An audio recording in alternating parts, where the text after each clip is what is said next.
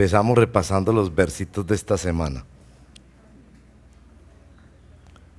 Y lo hago también pensando en que cuando el sábado próximo nos reunimos, a quienes nos gusta poner en los chats y todo esto, y en nuestras redes sociales, versos bíblicos y mensajitos de la palabra del Señor. Entonces, pues es como una oportunidad que tenemos para aprender cómo hacerlo bien. Bueno, si yo estoy bien, el lunes, a ver si fue el lunes, sí, el lunes tuvimos Juan 5:39, 40, que nos llegó para el devocional. Ustedes estudian con diligencia las Escrituras porque piensan que en ellas hallan la vida eterna y son ellas las que dan testimonio en mi favor. Sin embargo, ustedes no quieren venir a mí para tener esa vida. Eso lo dijo el Señor Jesús en Juan. Y el martes era el Salmo 119, que eso es tan bonito. La suma de tus palabras es la verdad, tus rectos juicios permanecen para siempre. Y el miércoles, en tus decretos hallo mi deleite y jamás olvidaré tu palabra. También el Salmo 119, verso 16. Y el jueves, en Juan 14, yo soy el camino, la verdad y la vida, le contestó Jesús. Nadie llega al Padre sino por mí. Y el viernes, santifícalos en la verdad. Tu palabra es la verdad, una oración de Jesús en Juan 17. Y ayer, ¿cómo puede el joven llevar una vida íntegra viviendo conforme a tu palabra? Bueno, esos versos nos preparan para nuestra meditación en la palabra del Señor como iglesia, que este año nos estamos dejando guiar por el catecismo y llegamos hoy a nuestra pregunta número 6.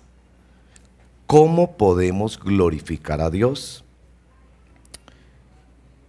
Glorificamos a Dios disfrutándolo, amándolo, confiando en Él y obedeciendo su voluntad, sus mandamientos y su ley.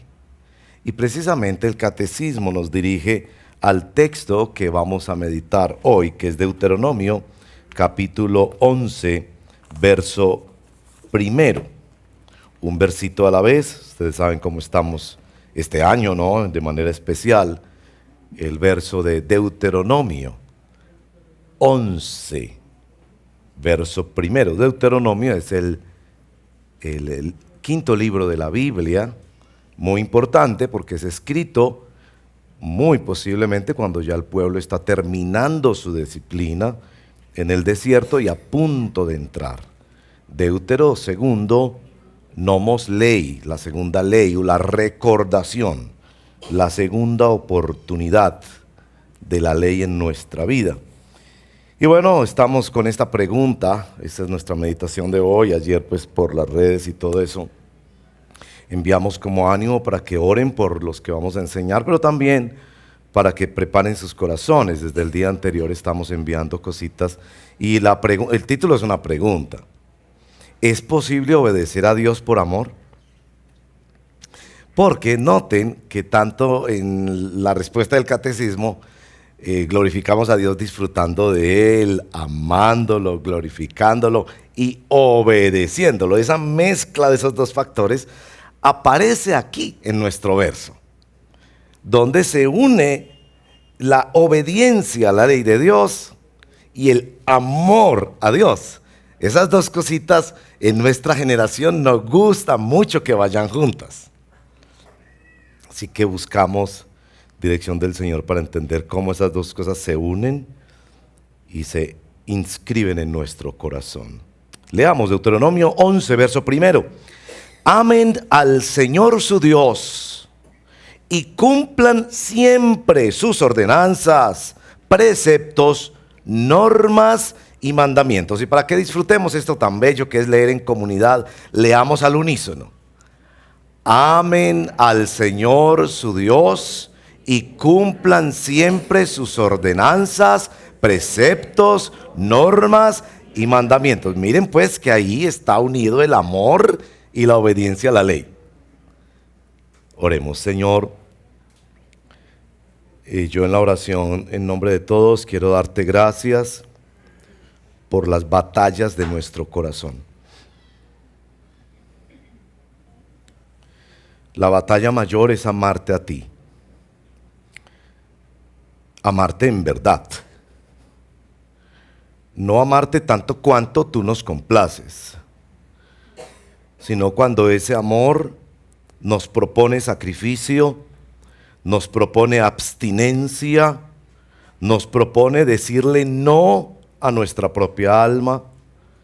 Te damos gracias por las batallas de nuestro corazón y pedimos que seas tú, Espíritu Santo, a través de las batallas que tú mismo has desatado en nuestro corazón, trayéndonos a Cristo Jesús. Algunos para salvación cuando entienden el Evangelio por tu bendita misericordia, y a todos para santificación cuando entendemos el Evangelio por tu bendita misericordia. Ayúdanos pues, te lo pedimos en el nombre de Jesús. Amén. En la fachada del Palacio de Justicia en Bogotá se puede leer una frase célebre de Francisco de Paula Santander. Esta es la frase: colombianos, las armas os han dado la independencia, pero solo las leyes os darán la libertad. No sé pues si usted conocía esa frase de este prócer de nuestra independencia, Santander. Esa frase es muy paradigmática, muy fundacional para nuestra nación. Esa frase ha llevado a que mucho del discurso político en la actualidad sea de personajes que piensan que todo se resuelve con nuevas leyes. De hecho, se dice que nuestra democracia es marcada por abundancia de hermosas leyes, pero una nefasta y corrupta práctica de ellas. De hecho, para orientarlos un poco en el tema, nosotros no sabemos hacer mucha distinción cuando se nos presenta un político. Por ejemplo, si vamos a votar por presidente, estamos votando por un administrador, no por una persona que hace leyes. De hecho, cuando el presidente quiere hacer una ley, necesita que el Congreso la discute y finalmente se la aprueba. Pero el presidente es un administrador público y deberíamos evaluarlo desde esa perspectiva. Qué tan buen administrador público y qué tanta experiencia y capacidad tiene en la administración pública. Así que cuando un candidato a la presidencia se nos presenta diciendo que va a ser una maravilla de leyes, yo francamente les sugiero no la miren mucho por ahí. Mírenla por la capacidad que ese individuo tiene de ser ejecutivo, de ser administrador. Cuando vamos a votar por el Senado, por los congresistas, por Cámara y Senado, hemos de pensar que ellos sí son los que tienen que discutir en nombre de todos los colombianos y acordar qué leyes y qué modificación de leyes se deben hacer. Bueno, un pequeño comentario, no sé si debía hacerlo porque con el tiempo, entonces ahí donde me dicen, ¿usted por qué se pone? Bueno, pero yo quiero decir que la famosa frase de Santander tiene un error. Pues con todo el respeto pues a don Santander. No quiero ofenderlo, pues afortunadamente no está presente por estos días. Porque la ley no fue dada para salvar o para liberar. Un pueblo no se libera con leyes. Entonces la pregunta que nos hacemos hoy es: ¿cuál es el lugar de la ley y de la obediencia a la ley, particularmente en la vida cristiana? Noten esto, nosotros cuando llegamos a Cristo no dejamos de pecar, lamentablemente, y nos dolemos por eso. Nosotros no, cuando llegamos a Cristo no empezamos a obedecer automáticamente, más bien por el contrario, cuando llegamos a Cristo se libran estas batallas del alma. Entonces, ¿cuál es nuestra relación con la ley? Y esto es un asunto vital para usted, y es vital por dos razones. Primero, porque la forma en la que usted se relaciona con la ley de Dios comprueba si usted está en la verdadera fe o no. ¿Quieres saber si eres cristiano? Si estás en paz con Dios, mira tu relación con la ley.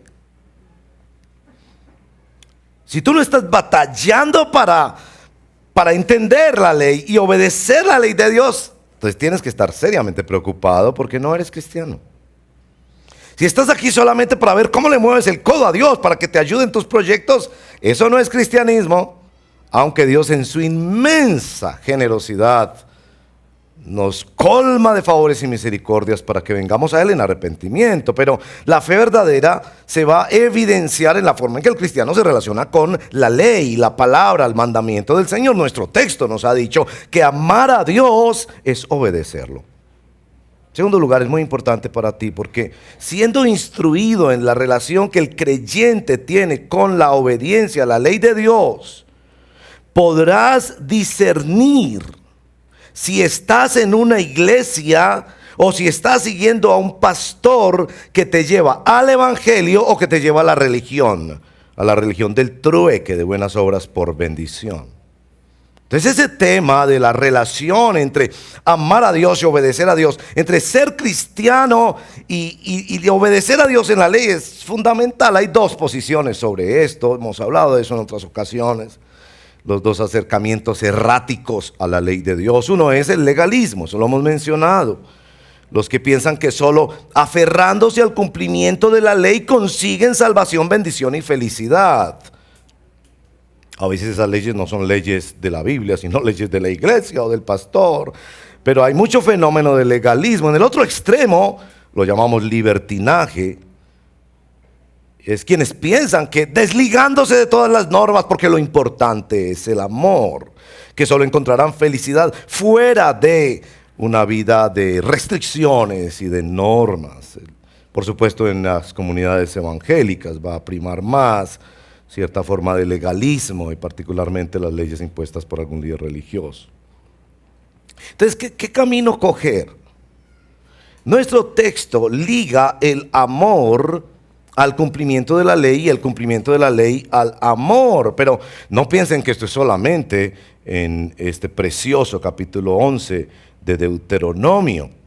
En Deuteronomio, en todo el capítulo, 9 veces se le dice al pueblo de Dios que amar a Dios significa obedecer a Dios.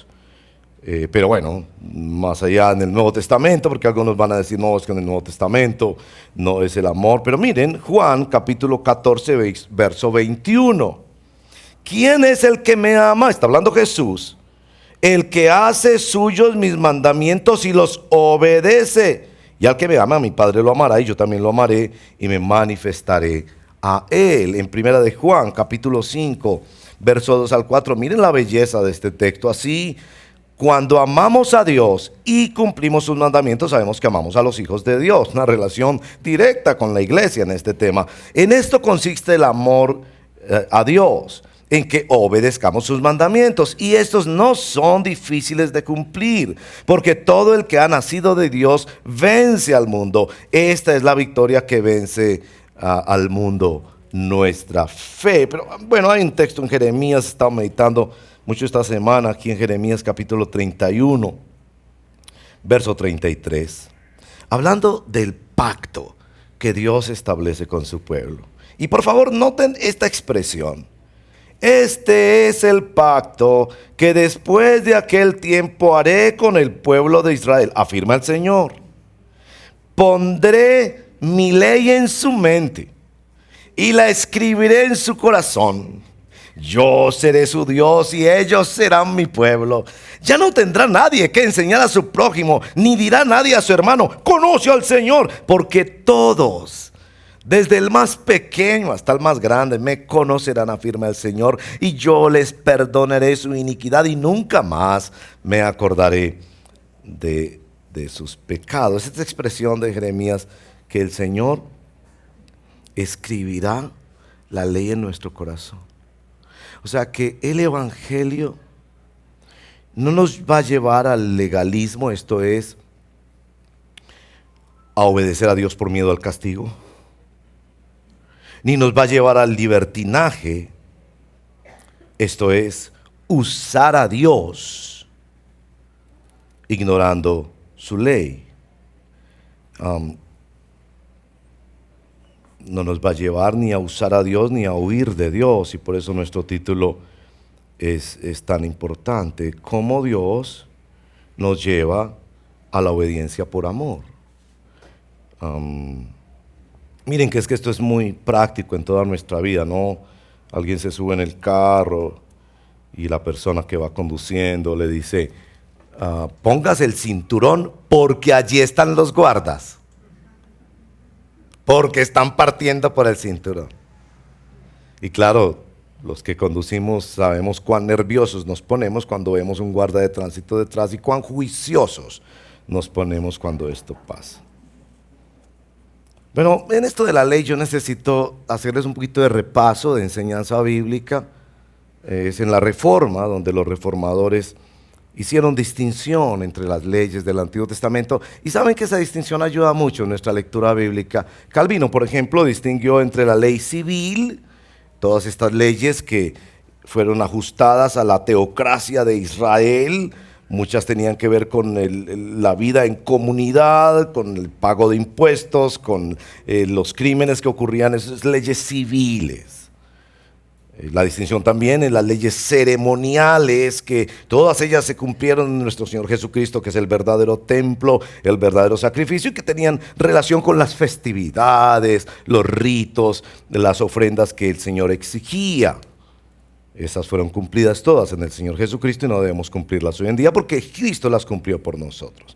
Pero también la ley moral, que es perpetua, la ley de los 10 mandamientos. Calvino también hizo distinción entre los usos de esta ley. A mí eso me ayuda tanto, yo recuerdo eso con mucha frecuencia. Los usos de la ley, yo lo pongo con otros términos, pero Calvino decía que, por ejemplo, algunas leyes, la ley en general y particularmente la ley moral fue dada como un ministerio de condenación para llevarnos a Cristo, que la ley fue dada también para restringir la maldad de los pecadores, y que la ley fue también para enseñar a los creyentes a vivir de acuerdo a la voluntad de Dios. Yo lo pongo en estas 3 palabritas fáciles de recordar. Y esto es muy importante para entender la ley de Dios en su santa palabra. Los 3 usos de la ley. El uso político de la ley. Nos habla de la necesidad de legislar sobre la convivencia humana. Esta ley es aplicada a todos los seres humanos por parte de Dios y habrán de dar cuenta delante de Dios cuando violan esa ley. Es la que permite mostrarle a la sociedad que a causa de sus pecados necesitan restricciones. ¿Cómo sería el tráfico si no hubiera semáforos? Un segundo uso de la ley es lo que llamamos el uso pedagógico de la ley. Nos muestra la limitación de la ley. La ley no fue dada para salvar a nadie. La ley fue dada para señalar el problema y para llevarnos, como dice Gálatas, como un ayo, como un pedagogo, a Cristo. La ley es para mostrarte como en un espejo tu pecado y tu necesidad de un Salvador. El tercer uso de la ley, que solo aplica para los creyentes que han sido traídos a Cristo, por eso lo pongo en ese orden, es lo que yo llamo la función purificadora. Quienes somos traídos a Cristo, somos sacados de Egipto, somos rescatados de Babilonia, del gobierno de la ley, para ser gobernados por el amor de Cristo y para acercarnos y asemejarnos más a Él. Es la función purificadora de la ley. Por eso el salmista dice: cuánto amo yo tu ley, es ella todo el día mi meditación. Este capítulo 11 de Deuteronomio muestra cómo Dios escribe la ley. En un sentido, Deuteronomio 11 muestra cómo Dios en nuestro corazón cumple Jeremías 31:33. Este es el pacto. Y yo les aconsejo que pongan mucha atención en 3 palabritas que les voy a decir a continuación. Porque esto es el trato de Dios con nosotros. Y tú necesitas aprender cómo es el trato de Dios contigo. ¿Por dónde te está guiando Dios? Si tú no solo quieres los favores de Dios, pero quieres el tratamiento de Dios, debes estar atento a lo que en este capítulo nos observa. Bueno, hay 3 cosas Dios nos lleva en primer lugar a comprender la grandeza de su amor, cuando Él inscribe su ley en nuestro corazón. El gran motivador de la vida de Pablo, Filipenses 3, será conocer el amor de Cristo. Lo que realmente jalona nuestra vida, dice Pablo en Corintios 5, que constriñe, que obliga, es el amor de Dios. Muy interesante en esta relación, las leyes son dadas para que conozcamos y profundicemos el amor de Dios. Un poco como que el nombre del juego es cómo no caer en el legalismo ni el libertinaje, o cómo hacer que el cristianismo no se nos convierta en una religión. Por eso una y otra vez en Deuteronomio se nos dice, recuerda, recuerda, recuerda. Hemos de recordar este evangelio glorioso para que no caigamos en una forma de cristianismo que es religioso, que busca o por un lado huirle a Dios, por otro lado manipular a Dios. Notable en este capítulo 11 de Deuteronomio las historias de familia, el lugar que le da a la memoria, como cuando celebramos la Santa Cena, que la estamos celebrando los miércoles por asuntos pues de bioseguridad. La importancia de historias de familia para entender el amor. El joven rebelde, como todos los jóvenes en ebullición de sus hormonas, que piensan que todos los problemas están fuera de ellos. Yo soy rebelde porque el mundo me hizo así, dicen estos muchachos.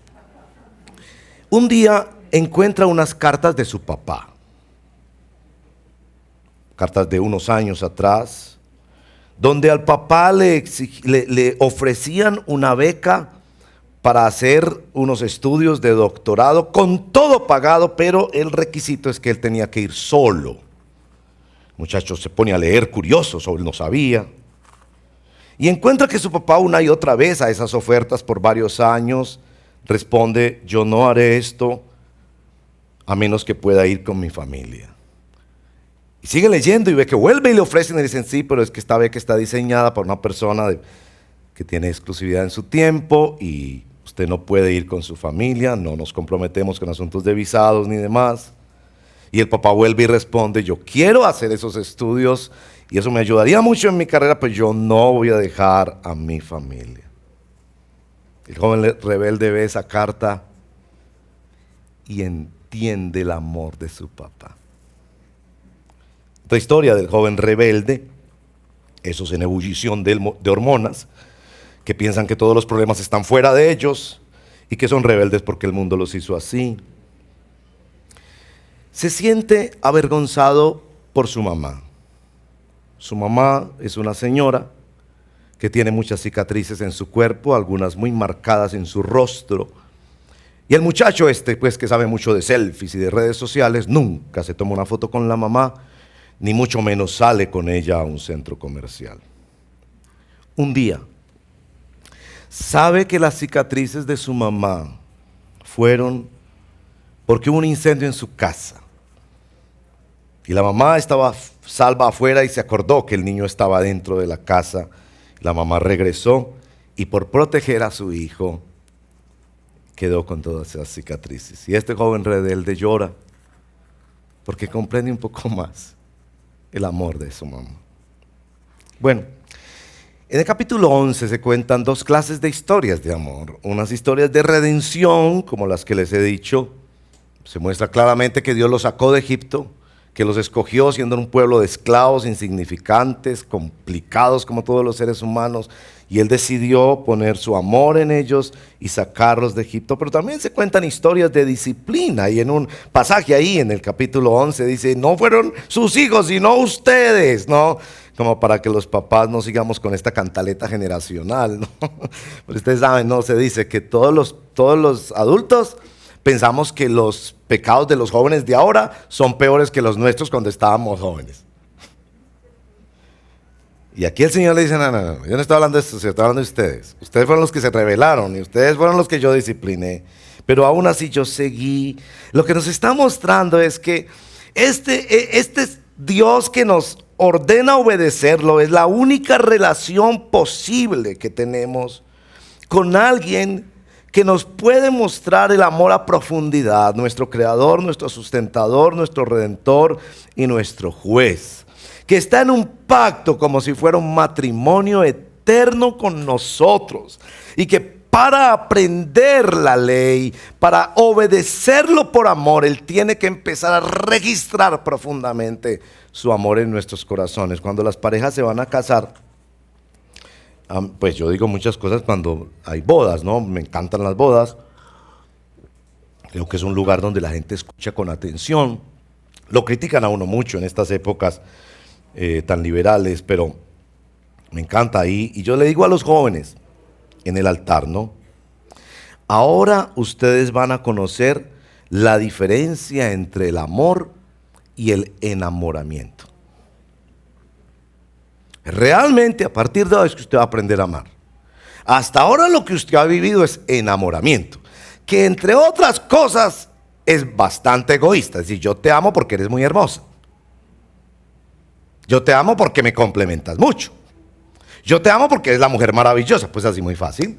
Cuando ya pasa la luna de miel y vienen todas las realidades aterrizantes. Por eso dicen que de esa frase, ¿no? Que el amor enceguece, pero que el matrimonio tiene la facultad de devolverle la vista.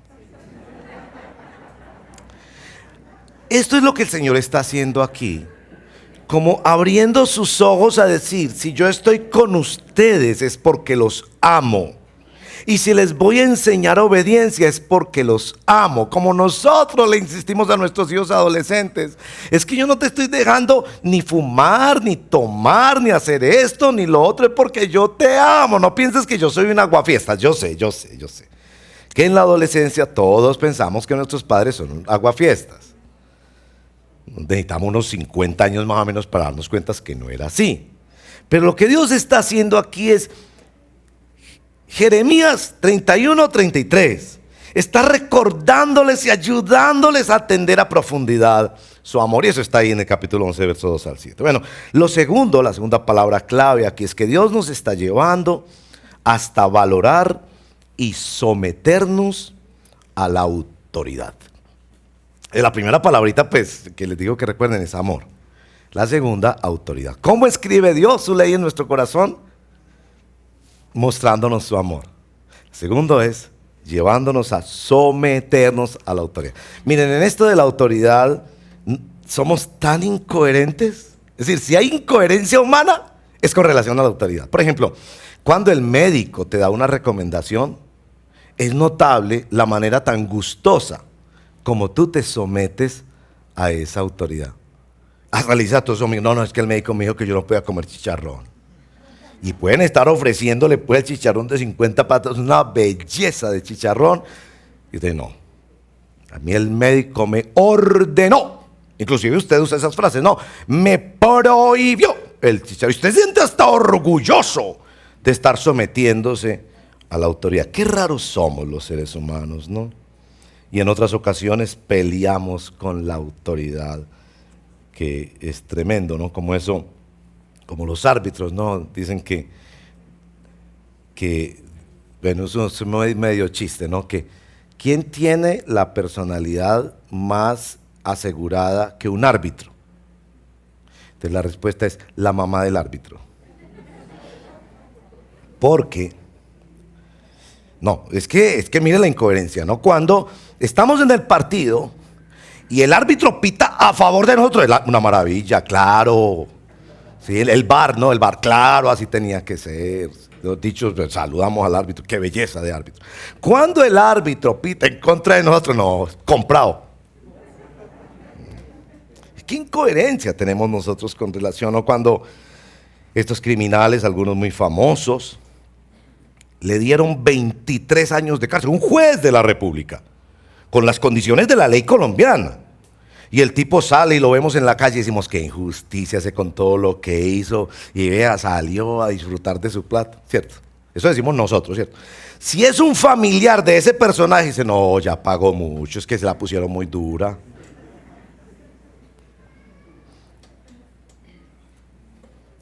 Dios, para que entiendan la autoridad, les recuerda su disciplina paternal. Ahí de los versos 8 en adelante, insiste muchísimo en estos elementos. Bueno, en los versos anteriores se ha mencionado también la disciplina. Como quizás el mejor vehículo que tenemos para entender nuestra necesidad de someternos a la autoridad es la disciplina. Proverbios 3:12. Hijo mío, no menosprecies la disciplina del Señor, porque el Señor al que ama disciplina. Y bueno, Él les muestra varios beneficios de la disciplina, lo leerán en todo el libro de Deuteronomio, pero en este capítulo la disciplina corrige, porque la disciplina nos ayuda a enfrentar el mal en nosotros. La disciplina da seguridad, porque nos ayuda a enfrentar el mal por nosotros. Pero miren este dato sobre la disciplina. La disciplina nos establece el gobierno futuro de Dios. El someterme a la autoridad de Dios me permite contemplar de una manera diferente el futuro. Sométase, dice el Señor, porque yo sé hacia dónde lo estoy llevando. En la teología se habla de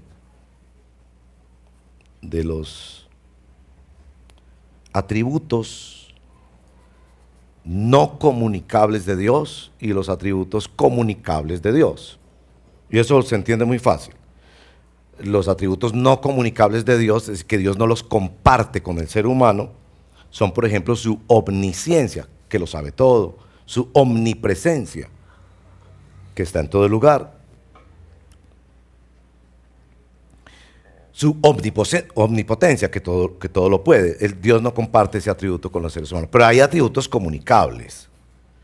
Su amor es comunicable. No que lleguemos a amar como ama a Dios, pero Él quiere que le amemos a Él. Su autoridad, y no hay autoridad sin autoridad. Y claro, tú tienes autoridad sobre tus hijos, entonces el Señor te dice, sométete al Señor. Tienes autoridad sobre tu trabajo, sobre tu cuerpo, etcétera, sométete al Señor. Y eso nos lleva a la tercera palabra. Romanos capítulo 12 nos habla de comprobar la buena voluntad de Dios. Entonces este es el tercer componente. Dios escribe su ley en nuestro corazón, llevándonos hasta comprobar e incorporar su buena voluntad en nuestras vidas. Del verso 13 al 31, 3 veces les dice, si ustedes obedecen y aman al Señor. Hay condicionales. Si ustedes obedecen y aman al Señor. Y bueno, entender la relación del Evangelio con la ley es fundamental, porque uno lee estos textos y dice, entonces, la bendición de Dios sí es condicional. Pero déjeme, yo le explico. Yo creo que lo que estos textos están haciendo es un camino de comprobación e incorporación de la voluntad de Dios en nuestra vida.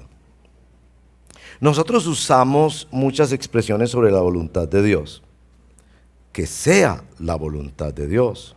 Yo quiero conocer la voluntad de Dios.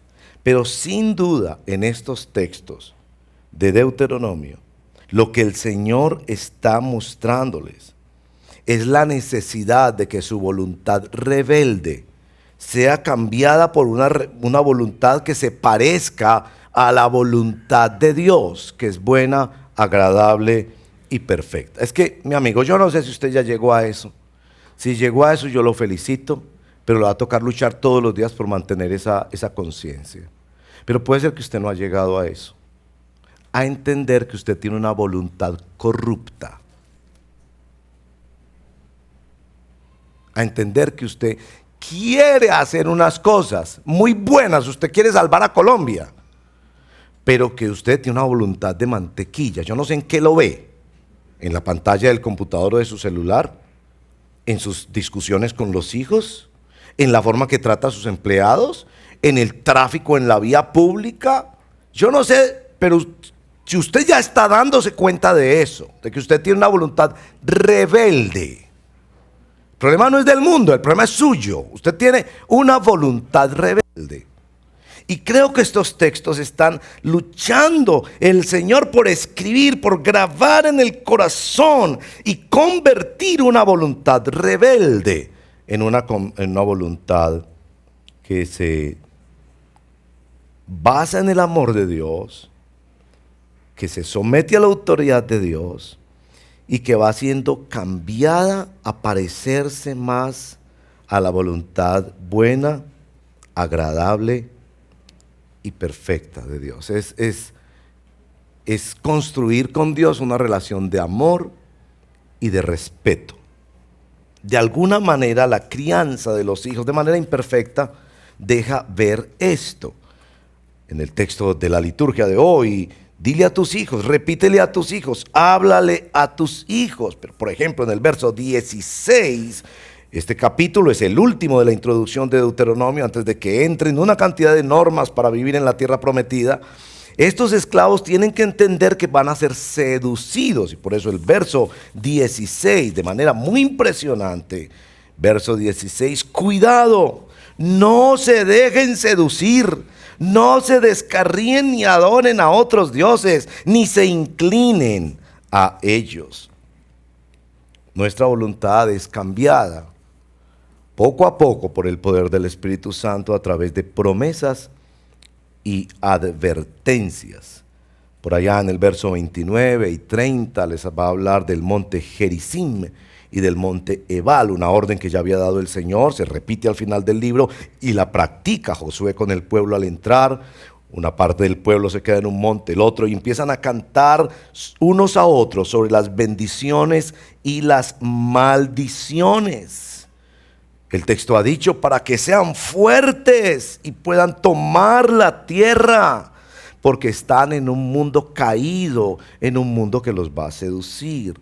Verso 10 al 15, para que disfruten una tierra de leche y miel,